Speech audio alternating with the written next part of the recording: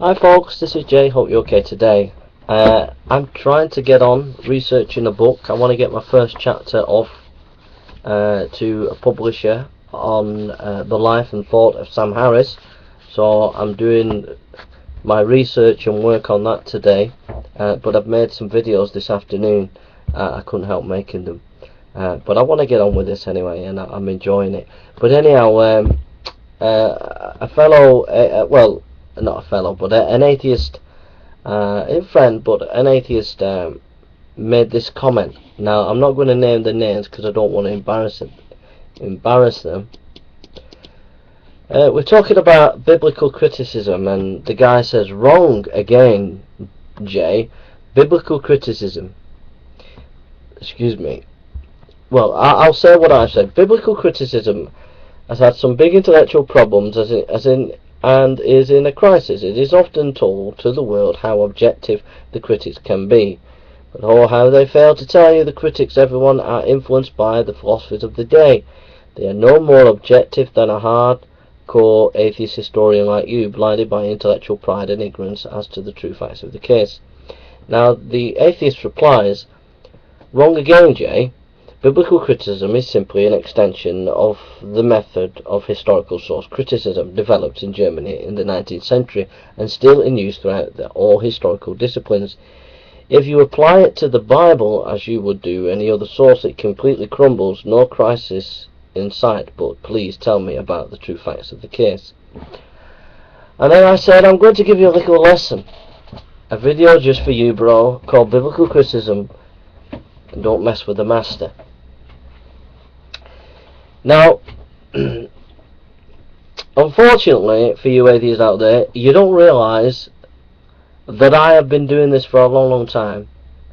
Some of you should realise, or do know, that I've been to two seminaries, two theological seminaries, and over a lifespan of at least 10, must be going on 10 years in academic institutions, okay, studying theology.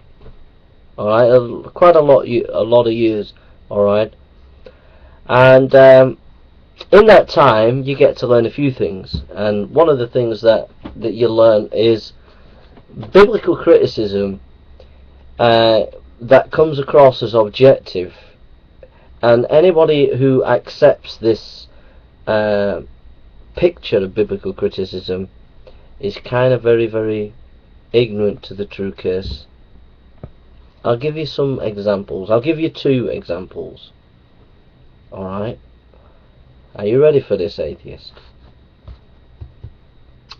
Bultmann. Do you remember Bultmann? Just type in Bultmann with his demythologizing. He was influenced not by objective scholarship, but by existential philosophy. That's one example. Let's go back into the 19th century. Okay? Well, let's go back in the early days. Do you remember the Wellhausen hypotheses? Where it cuts up the different editorial aspects of the Pentateuch. There's this author, J editor, P editor, and all this. Do you remember that? That stems from philosophy. That stems from an influence of Spinoza, influenced biblical criticism.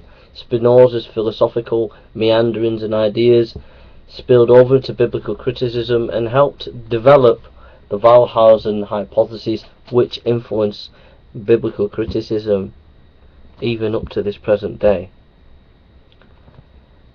And that's been in crisis for a long time, that hypothesis. Alright? It's not only been in a crisis for a long time, but the fact of the matter is that it was held on to because philosophical influences gave it that impetus. Alright? Another example is, we could talk about Kant, how Kant influenced biblical criticism, how the Romantic philosophers and writers influenced biblical criticism, And you can look at Hegel, how he influenced biblical criticism. You take all the greatest theologians, modern theologians today, and all the greatest biblical critics today, and you will be able to scratch under the surface and find that they've been influenced by philosophy. I've just given you 2 examples. Okay? So in other words, the friend the atheist there, don't mess with the master, alright? Because I'm thoroughly knowledgeable when it comes to the history of ideas and how philosophy related to biblical criticism. Alright? And you've shown a lack of knowledge in this area. To start with, I would read Albert Schweitzer's Quest for the Historical Jesus would be a good start if you want to get a grasp of how philosophy has infiltrated biblical criticism. Alright? Alright.